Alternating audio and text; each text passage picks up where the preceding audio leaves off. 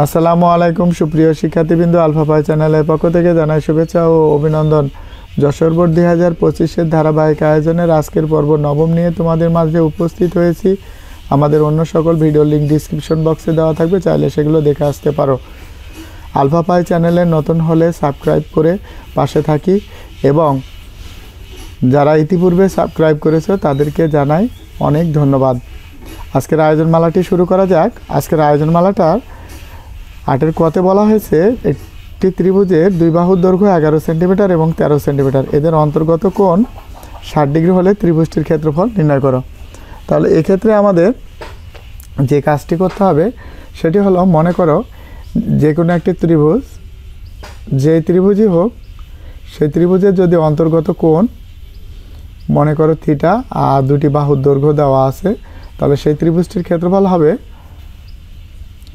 এটা আমাদের এই সমাধানটি করার জন্য আমাদের এটি জানা প্রয়োজন। সুতরাং ত্রিভুজটির ক্ষেত্রফল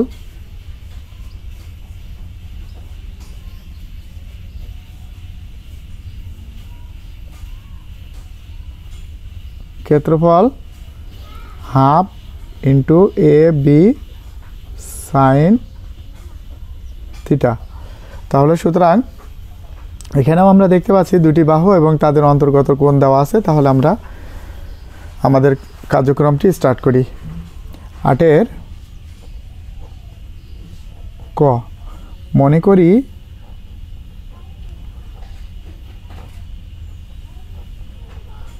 করি ত্রিভুজের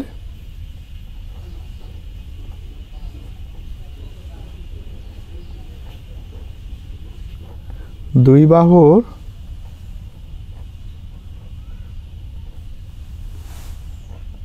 দৈর্ঘ্য এ সমান 11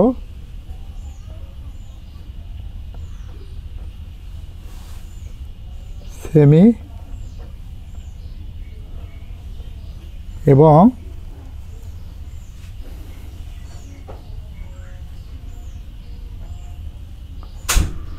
বি সমান 13 সেমি।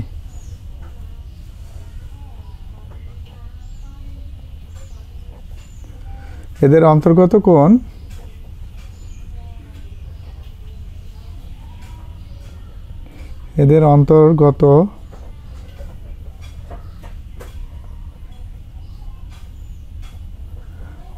কোণ থিটা সমান 60 degree.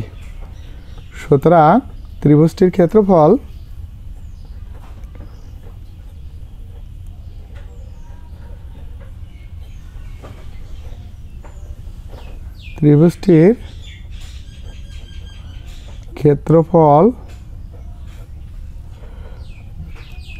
Half A B sine theta. এখন শিক্ষার্থী বন্ধু, আমরা মান বসাবো। যেহেতু আমরা এ সমান জানি 11 ইন্টু 11, বি সমান আমরা জানি 13, তাহলে বি পরিবর্তন করে আমরা এখানে 13 লিখব। সাইন থিটার মান হলো 60 ডিগ্রি। তাহলে এখানে এই হলো হাফ ইন্টু 11 ইন্টু 13 গুণ সাইন 60 ডিগ্রি আমরা জানি √3/2। এখন আমরা যে কাজটি করব সেটি হলো ক্যালকুলেটর ব্যবহার করব। তাহলে শিক্ষার্থী বন্ধু, যেগুলো লবে আছে লবেগুলোর সাথে লবের গুণ করব আর হরেরগুলোর সাথে হরের। যেমন এটা লব, এটা লব, এটা লব, আর এই 1, এই তিনটাকে আমরা গুণ করব। তো 1 দিয়ে গুণ করলে 11কে 11।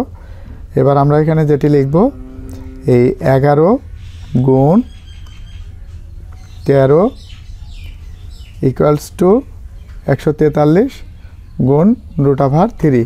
তাহলে আমাদের এখানে হবে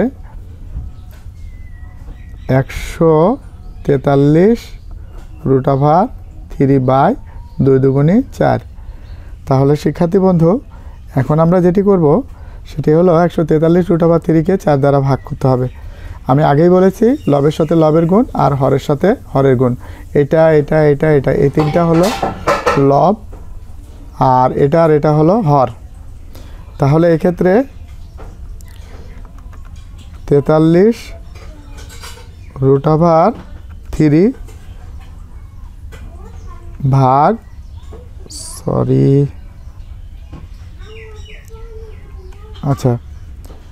ভাগ 4 ইকুয়ালস টু আমাদের 61.92 61.92 এখানে যেহেতু আমাদের ক্ষেত্রফল বলা হয়েছে ক্ষেত্রফল বললেই আমাদের বর্গ লিখতে হবে বর্গ সেমি নির্ণেয় ত্রিভুজটির ক্ষেত্রফল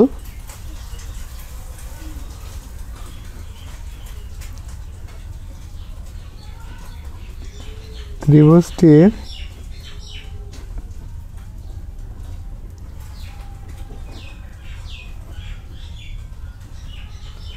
ক্ষেত্রফল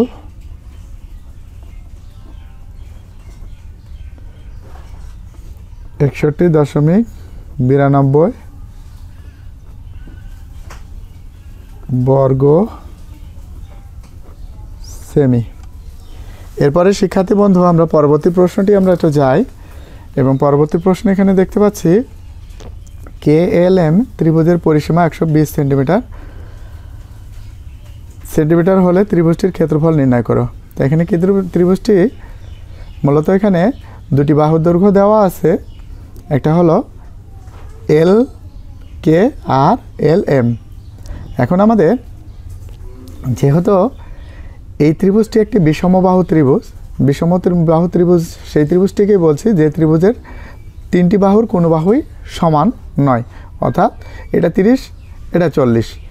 তাহলে এরকম যদি হয় তাহলে সেটা হলো বিষমবাহু ত্রিভুজ। আর বিষমবাহু ত্রিভুজের ক্ষেত্রফল নির্ণয়ের যে সূত্রটি আমরা জানি সেটি আমাদের আগে জানতে হবে। মনে করো এটি একটি বিষমবাহু ত্রিভুজ, এই বাহু ত্রিভুজের এটা A, এটা B আর এটা হলো C। তাহলে এই ত্রিভুজটির বা ত্রিভুজের ক্ষেত্রফল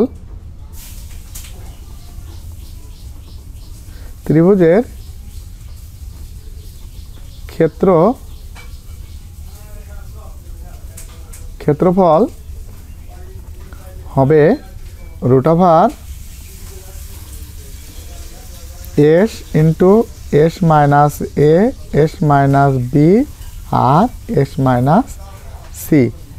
একেবারে সহজ, তোমরা আমাদের সাথে মনে করে নিতে পারো S * S - A S - B R S - C। তাহলে এসটা কি? এস হলো অর্ধ পরিসীমা, অর্ধ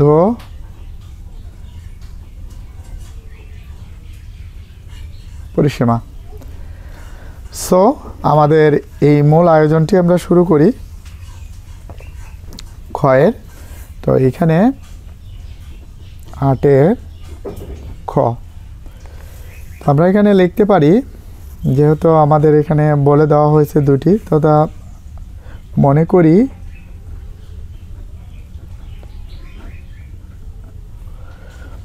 করি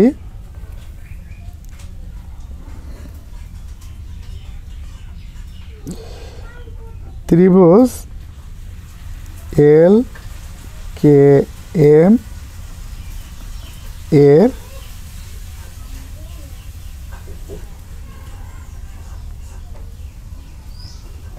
দুইটি বাহু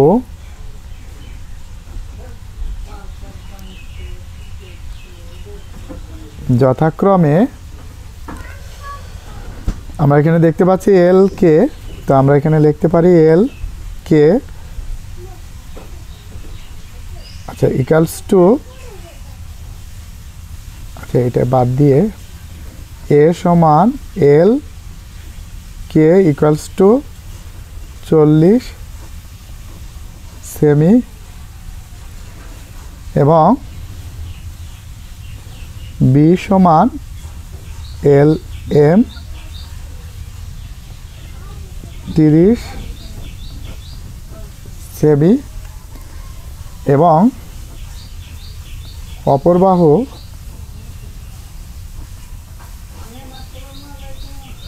অপর বাহু সি সমান কে এম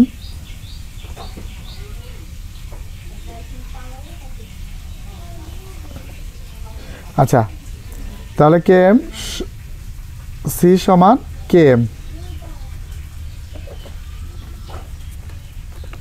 তাহলে আমরা এখানে দেখতে পাচ্ছি যে এই সি এর মানটি বের করার জন্য আমাদের এখানে একটি শর্ত দিয়ে দেওয়া হয়েছে যে পরিসীমা প্রশ্নে দেওয়া আছে।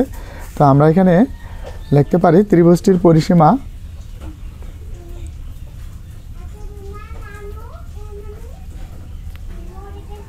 আচ্ছা, এটা সেমই লিখে দিই।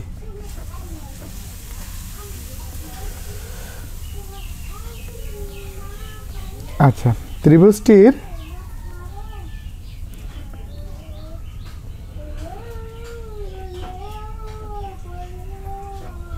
পরিসীমা সমান তিনটি বাহুর যোগফল এ প্লাস বি প্লাস সি, এত কি সেমি সেন্টিমিটার। এটা আমাদের জানা মতে পরিসীমা, আর এখানে দেখতে পাচ্ছি প্রশ্ন মতে পরিসীমা। তাহলে যেহেতু দুটোই পরিসীমা, সুতরাং এই দুটোর মধ্যে আমরা সম্পর্ক তৈরি করতে পারি। প্রশ্ন মতে A plus B plus C equals to 120। এখন শিক্ষার্থী বন্ধু, আমাদের যেহেতু এর মান জানা আছে 40, তাহলে এখানে আমরা 40 লিখি, প্লাস বি এর মান জানা আছে 30, সি এর মান আমরা জানি না, সেহেতু আমরা সি এর মান বের করব। এখানে হলো 120। তো 40 আর 30 যোগ করলে হবে 70 প্লাস সি ইকুয়ালস টু 120। এখন সিটাকে যদি আলাদা করি তাহলে এখানে 70টা প্লাস আছে, ওই পাশে পক্ষান্তর করে গেলে মাইনাস হবে। 120 মাইনাস 70 ইকুয়ালস টু 50। এখন আমরা অর্ধ পরিসীমা লিখতে পারি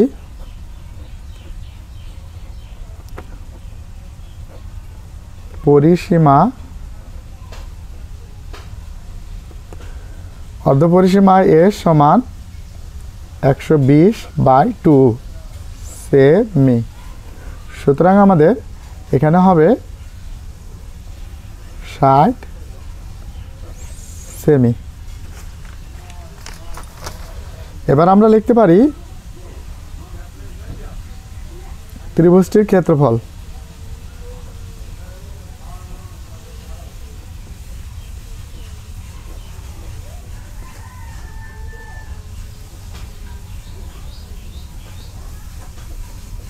ত্রিভুজটির ক্ষেত্রফল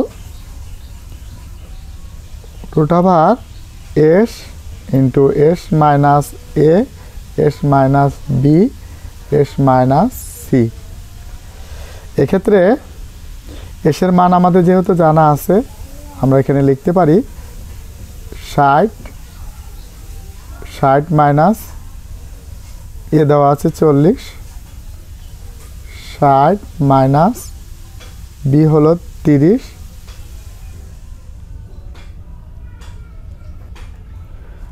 আর 60 মাইনাস 50। তাহলে এখানে পেলাম 60, এখান থেকে এটা বাদ দিলে কত থাকে 20, এখান থেকে যে 30 বাদ দিই তাহলে 30, আর এখানে তার গুণ হলো 10।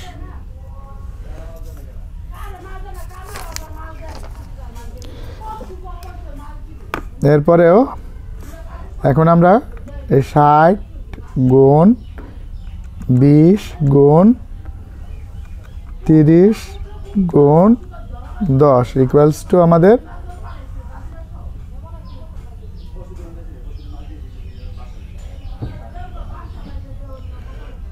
36, 4টা শূন্য। তাহলে এটাকে যদি আমরা রুট করি, রুট আনসার ইকুয়ালস টু 600 বর্গ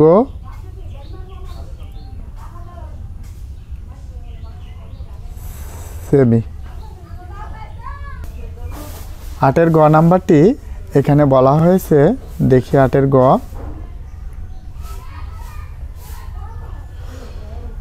তো আমরা এই চিত্রটি দেখতে পাচ্ছি। সবার আগে চিত্র 2 এর সম্পূর্ণ ক্ষেত্রফল নির্ণয় করো। তো এখানে এটি একটি সমকোণী ত্রিভুজ, তো আমাদের এখানে সমকোণী ত্রিভুজ দেওয়া আছে, আর একটা হলো এটা হলো একটি অর্ধবৃত্ত। তো এখন এই সম্পূর্ণ ক্ষেত্রফল বলতে গেলে আমরা এখানে বুঝতে পারছি এই সমকোণী ত্রিভুজের ক্ষেত্রফল নির্ণয় করতে হবে আর এই অর্ধবৃত্তের ক্ষেত্রফল নির্ণয় করতে হবে। এই দুইটা ক্ষেত্রফল যখন আমরা যোগ করে দেব তখন কিন্তু আমরা সম্পূর্ণটিরই ক্ষেত্রফল নির্ণয় করতে পারবো। তাহলে এখন আমাদের যে কাজটি করতে হবে, সমকোণী ত্রিভুজের ক্ষেত্রফল, যেহেতু সমকোণী ত্রিভুজের ক্ষেত্রফল হাফ ইন্টু ভূমিগণিত উচ্চতা অথবা সমকোণ সংলগ্ন বাহুদ্বয়ের গুণফল, সুতরাং এই দুটো বাহু যদি হাফ দিয়ে গুণ করি তাহলে আমাদের হয়ে যাবে। তারপর এখানে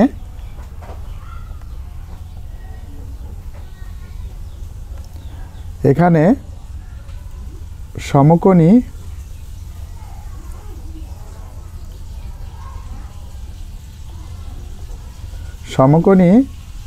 ত্রিভুজের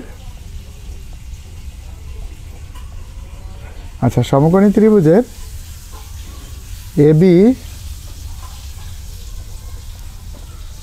AB সমান 12 সেমি এবং BC সমান 5 সেমি। এরপরে আর অর্ধবৃত্ত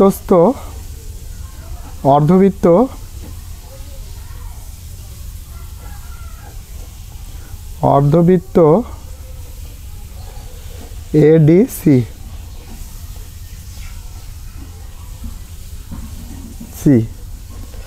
এখন আমরা সমকোণী ত্রিভুজের ক্ষেত্রফল নির্ণয় করব।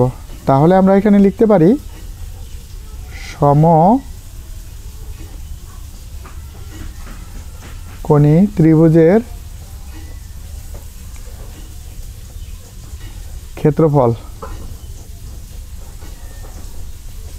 তো সমকোণী ত্রিভুজের ক্ষেত্রফল হাফ ইন্টু সমকোণ সংলগ্ন বাহুদ্বয়ের, তাহলে এটা হবে AB ইন্টু BC।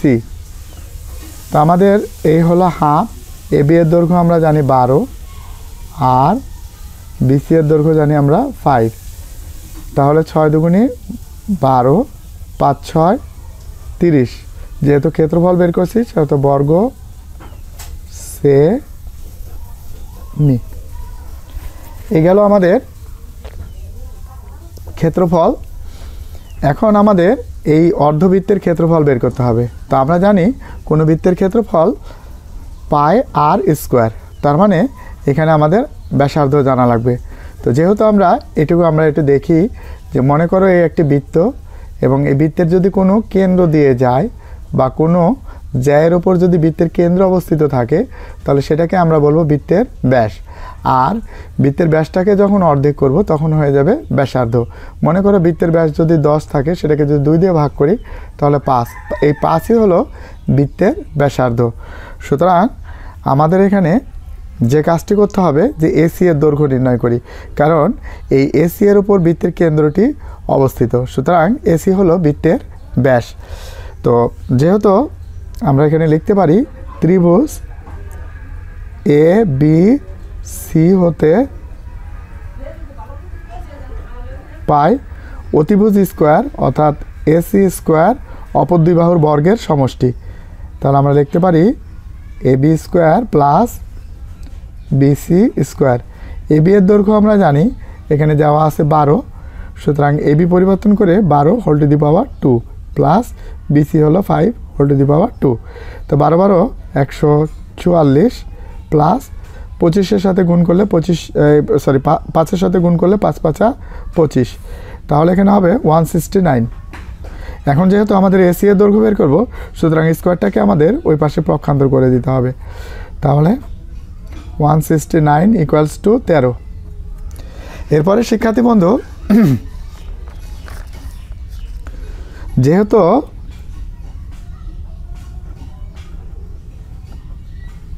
যেহেতু এসি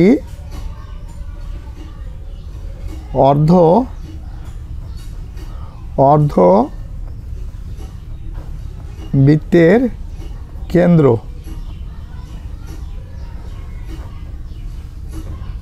দিয়ে যায়, সুতরাং এসি হলো অর্ধবৃত্তের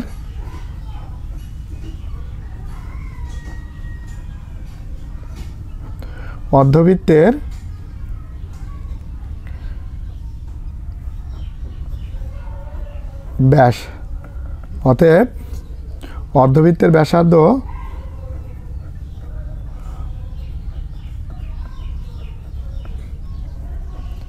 ব্যাসার্ধ আর সমান এসি আমরা এসি বাই 2, এসি এর দৈর্ঘ্য আমরা জানি 13/2, তো 13/2 দিলে আমাদের এটা অর্ধেক করলে হবে 6.5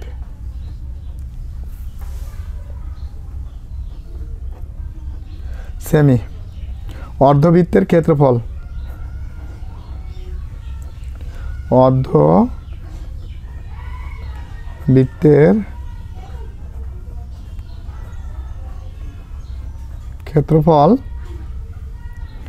সমান বৃত্তের ক্ষেত্রফলকে 2 দ্বারা ভাগ করলে আমরা অর্ধবৃত্তের ক্ষেত্রফল পেয়ে যাব, সুতরাং হলো পাই r²/2।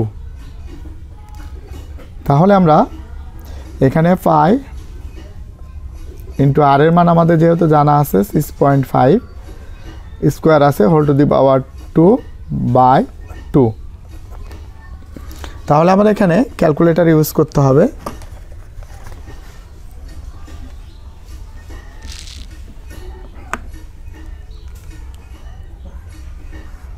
এখানে পাই শিফট দিয়ে আমরা এখানে পাই উঠাই, পাই গুণ bracket 6.5 whole to the power 2 equals to ভাগ এই হলো 2। তো আমাদের এটাকে যদি আমরা দশমিকে পড়ি তাহলে এখানে পাচ্ছি 66.36। এবার শিক্ষার্থী বন্ধু এত বর্গ সেমি, যেহেতু ক্ষেত্রফল বলা হয়েছে অবশ্যই এখানে বর্গ লিখতে হবে।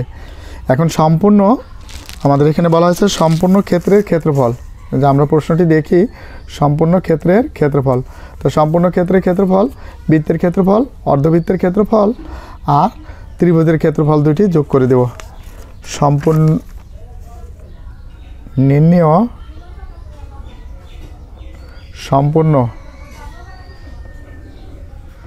সম্পূর্ণ ক্ষেত্রের